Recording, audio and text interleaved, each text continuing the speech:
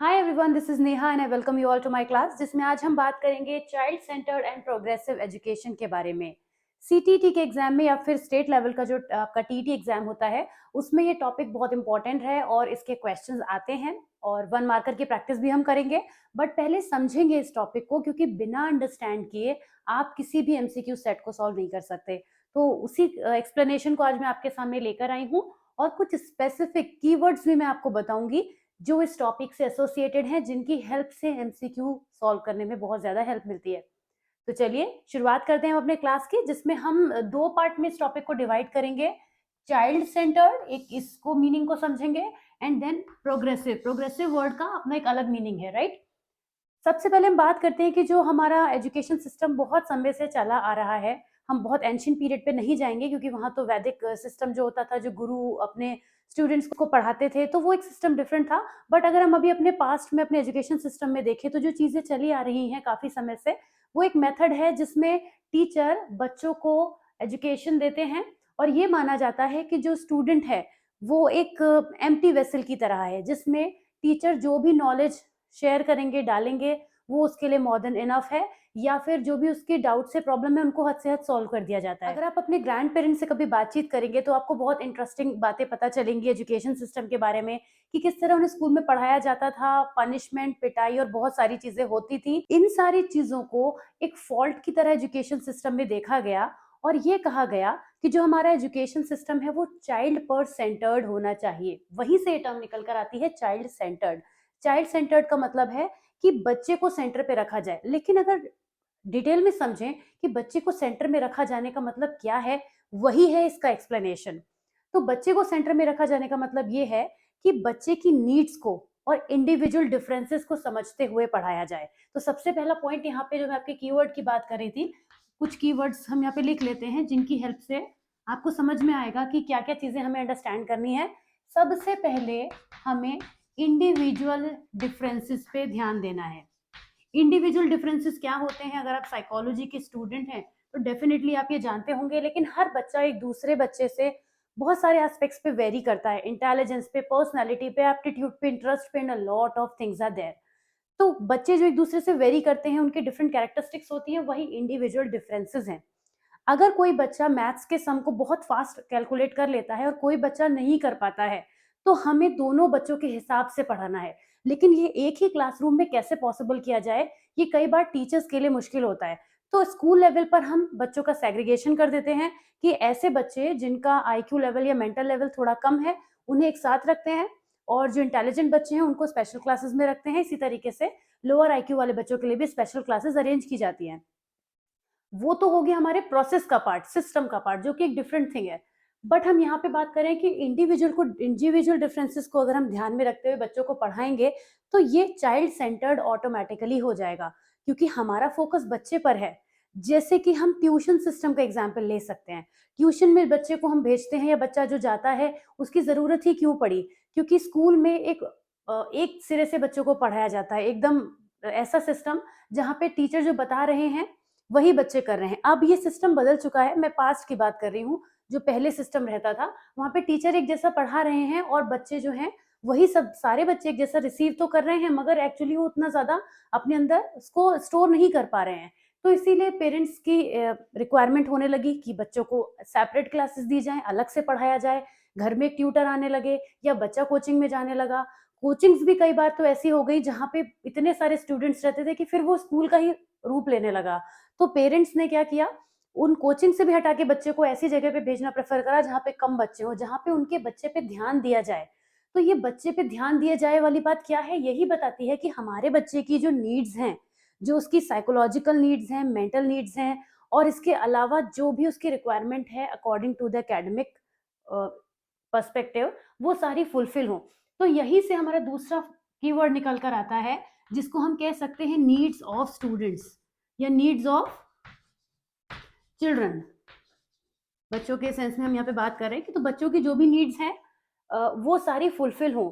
कई बार बच्चों की काउंसलिंग करनी पड़ती है, उनको इमोशनल लेवल पर ट्रीट करना पड़ता है, जिससे उनका पढ़ाई में वापस से मन लगने लगे।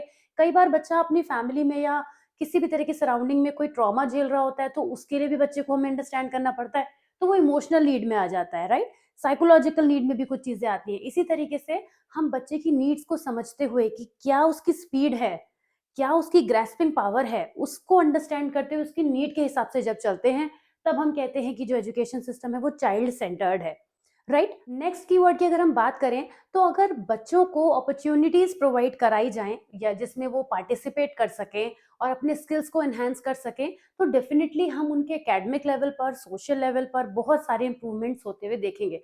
तो हमारा एक और कीवर्ड यहाँ से बन जाता है जिसको हम कहते हैं opportunities to showcase their skill, या फिर स्किल एनहांसमेंट भी कह सकते हैं। तो opportunities to showcase their skills, अगर बच्चे को उसके स्किल्स को आइडेंटिफाई करने का मौका मिल रहा है, दिखाने का मौका मिल रहा है, तो डेफिनेटली बच्चा करेगा। पर पॉइंट ये उठता है कि वो कौन सी अपॉर्चुनिटीज होंगी।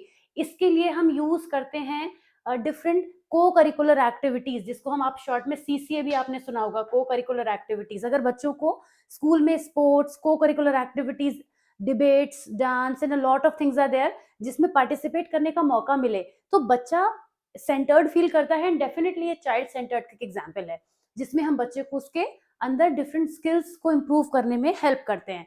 इसी के साथ साथ वैसे तो सोशल स्किल्स भी इसी की हेल्प से एनहेंस हो जाती हैं, लेकिन साइकोलॉजी में बच्चे के अंदर होने वाले डेवलपमेंट में सोशल स्किल्स को अलग से कंसीडर किया जाता है कि सोशल स्किल्स के लिए भी बच्चों को अपॉर्चुनिटीज मिलनी चाहिए। तो हम लिख सकते हैं कि एनहेंसमेंट ऑफ, यहाँ पे मैं लिख देती हूँ आप लोगों के लिए, एनहेंसमेंट ऑफ सोशल स्किल। अगर बच्चे की सोशल स्किल्स का एनहेंसमेंट हो रहा है, राइट, बच्चा कम्युनिकेट अच्छे से कर पा रहा है, लैंग्वेज का डेवलपमेंट हो रहा है, और भी चीजें हो रही हैं, तो हम क्या कहेंगे कि ये चाइल्ड सेंटर्ड सिस्टम है। वहां पे बच्चे को सेंटर पे रखा जा रहा है और इंपॉर्टेंस दी जा रही है। नेक्स्ट पॉइंट है supporting the choice of the child. ये एक बहुत इंपॉर्टेंट पॉइंट है, इसको ध्यान में आपको रखना है। सपोर्टिंग चॉइसेस ऑफ चिल्ड्रन, या फिर of a particular child we can say, right.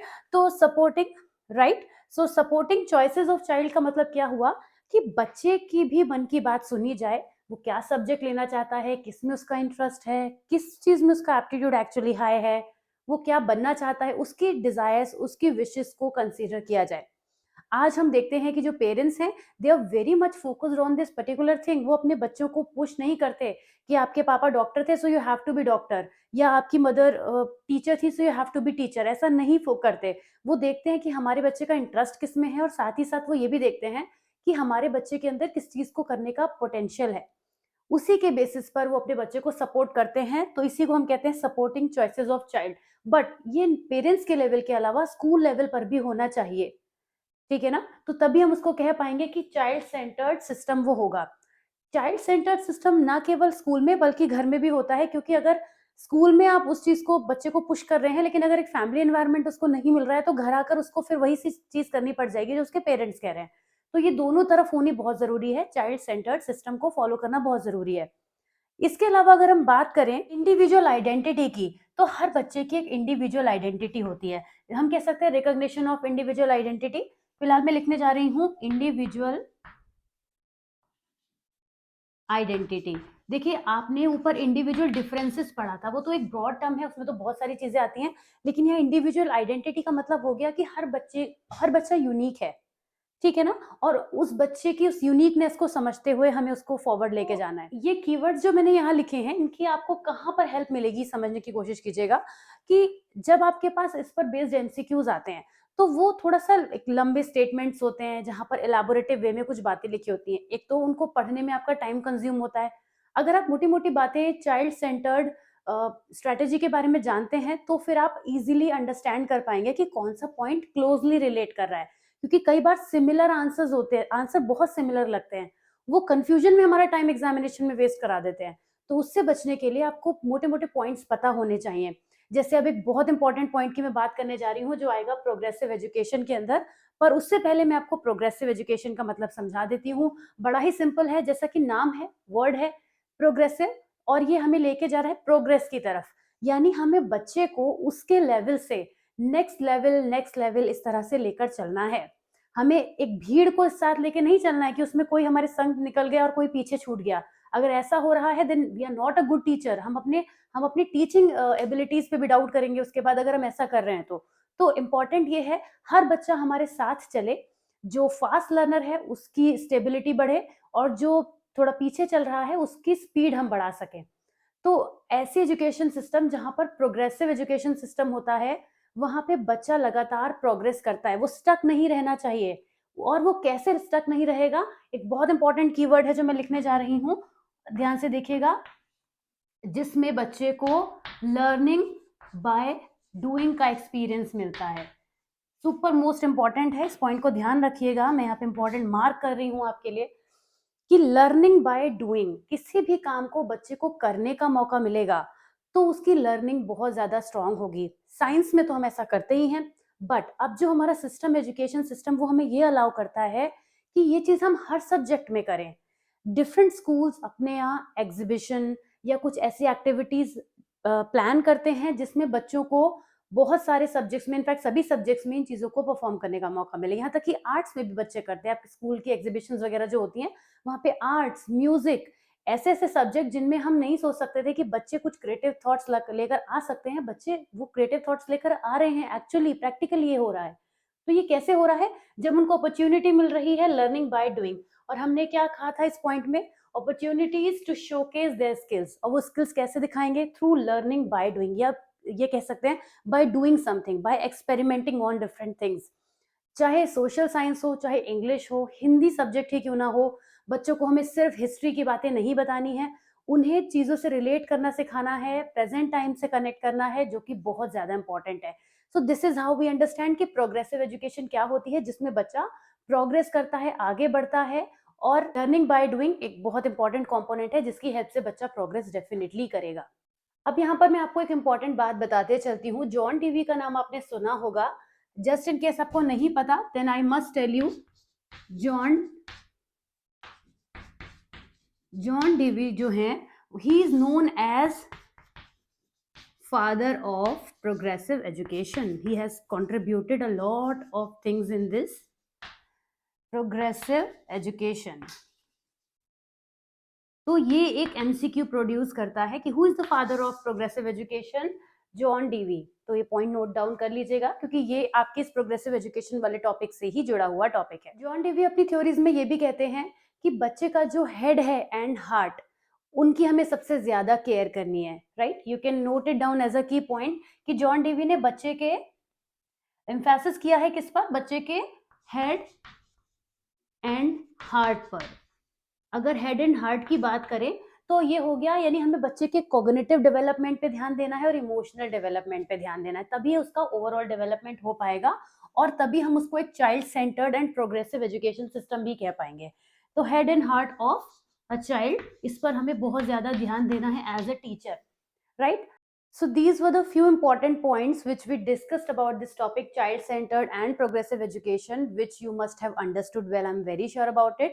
फिर भी अगर कोई डाउट है, कोई क्वेश्चन है, उसको प्लीज कमेंट बॉक्स में ड्रॉप जरूर कीजिए, because I will be answering all your questions. और मैं आपको बता दूं कि इस टॉपिक पर जो एमसीक्यूज हैं, इंपॉर्टेंट एमसीक्यूज इनफैक्ट, वो सभी आपको लिंक में मिलेंगे, उसका लिंक जो है वो डिस्क्रिप्शन बॉक्स में मिलेगा। एक सेपरेट वीडियो में इस टॉपिक को अच्छे से क्वेश्चन पेपर में हम डिस्कस करेंगे with the help of the slide जो आप रिसीव कर सकते हैं हमारे टेलीग्राम चैनल से।